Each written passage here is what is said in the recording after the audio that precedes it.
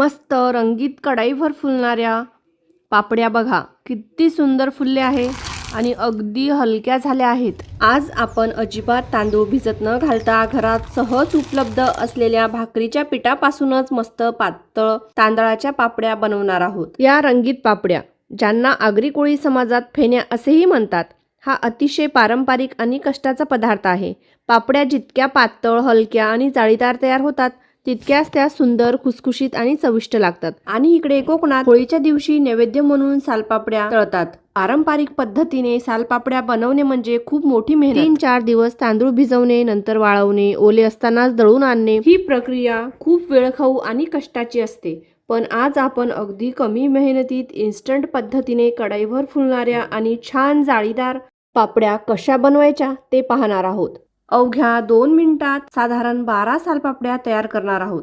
तर मग वेळ वाया न घालवता ह्या पातळ, हलक्या आणि इन्स्टंट पद्धतीने सालपापड्या कशा बनवायच्या ते पाहूया। नमस्कार, मी रसिका, रस्तूची रसोईमध्ये तुमचं सगळ्यांचं मनापासून स्वागत। इथे आपण 1 कप तांदळाचे पीठ घेतले आहेत। हे पीठ तांदूळ भिजवून केलेलं नसून बाजारातून आणलेलं रेडीमेड तांदळाचे पीठ आहे। आपण ते 1 कप मापाने घेतले आहेत। आता या पिठामध्ये थोडे थोडे पाणी घालून ते भिजवून घेणार आहोत। साधारणपणे 1 कप पिठासाठी 2 कप पाणी लागतं, मात्र एकदम 2 कप पाणी न घालता थोडे थोडे करून पाणी घालावे, म्हणजे गुठळ्या होणार नाहीत आणि पीठ छान एकजीव होईल। आपण या पिठामध्ये पूर्ण 1 कप पाणी घातले आहे। आणखी 1 कप मी ते घेतलं आहे। हे पाणी आता थोडे थोडे करून या पिठामध्ये घालूया आणि गुठळ्या न राहता छान गुळगुळीत पातळसर असे मिश्रण तयार करून घेऊया। या पिठामध्ये आपण इथे टोटल 2 कप पूर्ण पाणी घातलं आहे। आज आपण अगदी कमी मेहनतीत इन्स्टंट पद्धतीने कढईभर फुलणाऱ्या आणि सुंदर जाळीदार फेण्या कशा बनवायच्या ते पाहणार आहोत। या पिठामध्ये पाणी थोडं जास्त झालं तरी काही हरकत नाही। आपण हे पीठ रात्रभर तसेच ठेवणार आहोत। रात्रभरात पीठ खाली बसते आणि पाणी वर येते। सकाळी उठल्यावर वरचे सगळे पाणी हलकेच काढून घ्यायचे, त्यामुळे खाली घट्ट आणि योग्य कन्सिस्टन्सीचे पीठ तयार राहते। इथे आता आपण सकाळी हे पीठ पाहतो आहे आणि हे व्यवस्थित तयार झालेलं आहे। यामध्ये आपले पाणी जास्त झालेलं नाही। तांदळाच्या पिठावरही पाण्याचे प्रमाण अवलंबून असते। तांदूळ जुना असेल तर पाणी थोडे जास्त लागतं आणि नवा तांदूळ असेल तर पाणी तुलनेने कमी लागते। माझ्या बाबतीत 1 कप तांदळाच्या पिठाला पूर्ण 2 कप पाणी लागले आणि माझे प्रमाण अगदी योग्य झाले आहे। जर तुमचे मिश्रण जास्त पातळ झाले असेल तर वरचे अतिरिक्त पाणी हलकेच काढून घ्या। आपण पिठाचे मिश्रण पाहू शकतो, किती सुंदर क्रीमी टेक्स्चर आला आहे।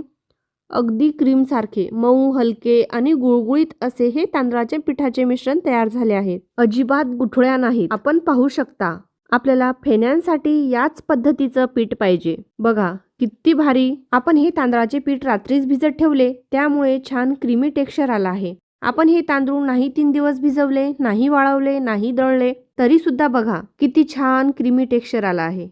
या भिजवलेल्या पिठामध्ये 1 चमचा मीठ घातला आहे आणि 1 चमचा खसखस घातली आहे। हे व्यवस्थित मिसळून घेऊया। इथे या पिठामध्ये मी खसखस घातला आहे। तुम्ही याऐवजी पांढरे तीळ सुद्धा घालू शकता। खसखस आणि मीठ पिठामध्ये व्यवस्थित मिसळून घेतले आहे। आता इथे मी 5 वाट्या घेतल्या आहेत आणि 5 चम्मच वेगवेगळे रंग तयार करण्यासाठी। आज आपण होळी विशेष पापड्या बनवणार आहोत, त्यामुळे रंगीत पापड्या तयार करणार आहोत। त्यासाठी इथे मी प्रत्येक वाटीमध्ये थोडं थोडं मिश्रण काढून घेणार आहे। सर्व वाट्यांमध्ये समान प्रमाणात पीठ वाटून घेतले आहे आणि पातेल्यात उरलेलं पीठ तसेच ठेवणार आहे। त्यापासून पांढऱ्या पापड्या तयार करूया। या वाट्यांमध्ये जे मिश्रण काढून घेतले आहे त्यामध्ये आता रंग मिसळूया। इथे मी 5 वेगवेगळ्या रंगाचे प्रकार घेतले आहेत। प्रत्येक वाटीत 1-1 थेंब रंग घालूया आणि हलक्या हाताने छान एकजीव करून घेऊया। रंग जास्त घालू नका, कारण थोड्याशा रंगानेही छान उठावदार शेड तयार होतो।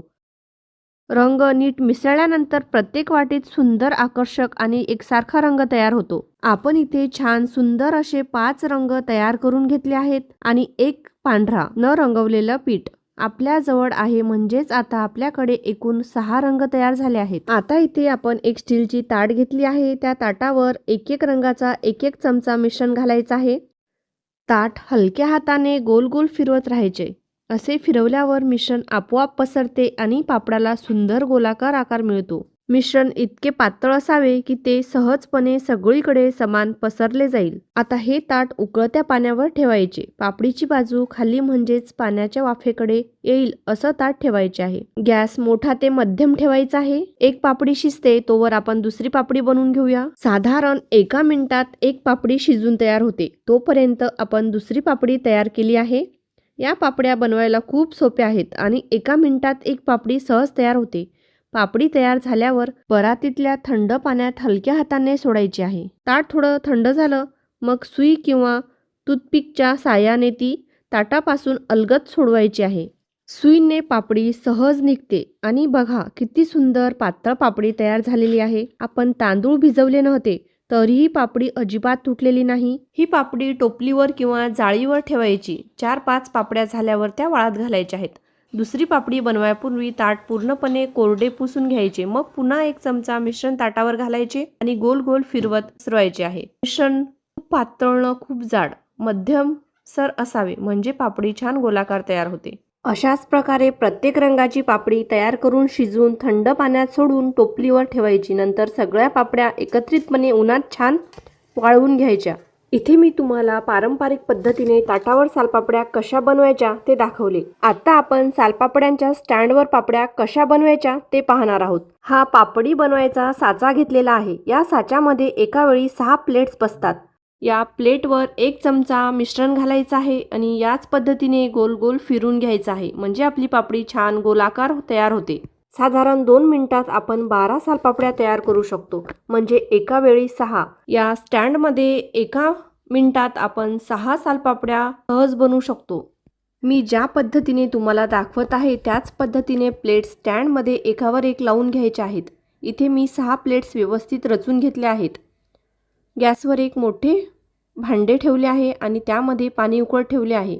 आता हा स्टँड साधारणपणे त्या उकळत्या पाण्याच्या भांड्यात ठेवायचा आहे आणि झाकण ठेवून साधारण 1 मिनिट वाफवून घ्यायचे आहेत. या पापड्या फक्त 1 मिनिटभरातच छान वाफवल्या जातात आणि तयार होतात. 1 मिनिट पूर्ण झाल्यानंतर लगेच आपण हा स्टँड भांड्यातून बाहेर काढला आहे. आता प्रत्येक प्लेट सावधानपणे थंड पाण्याच्या परातीत घालायची आहे. सर्व प्लेट्स अशा प्रकारे थंड पाण्यात ठेवून घेतले आहेत. आता सुईच्या साहाय्याने किंवा टूथपिकनी प्लेटमधली पापडी अलगद सोडवून घ्यायची आहे. हलक्या हाताने कडेला सुई लावली की पापडी सहज सुटते. बघा किती सुंदर पातळ आणि जाळीदार सालपापड्या तयार झाल्या आहेत. याच पद्धतीने राहिलेल्या सगळ्या पापड्या सोडून घेऊया. आता या पापड्या टोपलीवर किंवा जाळीवर ठेवून घेऊया. इथे आपण सगळ्या प्लेटमधल्या सालपापड्या काढून एका टोपलीवर आणल्या आहेत. आता हे एकमेकाला चिटकतात. त्यामुळे काय करायचं, या टोपलीवर थोडंसं गार पाणी घालायचं आणि ह्या पापड्या लगेच निघतात. बघा या पद्धतीने थोडंसं चिटकायला लागलं की आणखी थोडंसं पाणी घालायचं आणि अलगद एक एक पापडी उचलून घ्यायची आहे. बघा पापडी कुठेही तुटली नाही.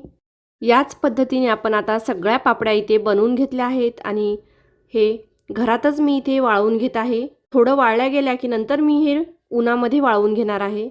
या पापड्या आपण 2 दिवस उन्हामध्ये वाळवून घेऊया.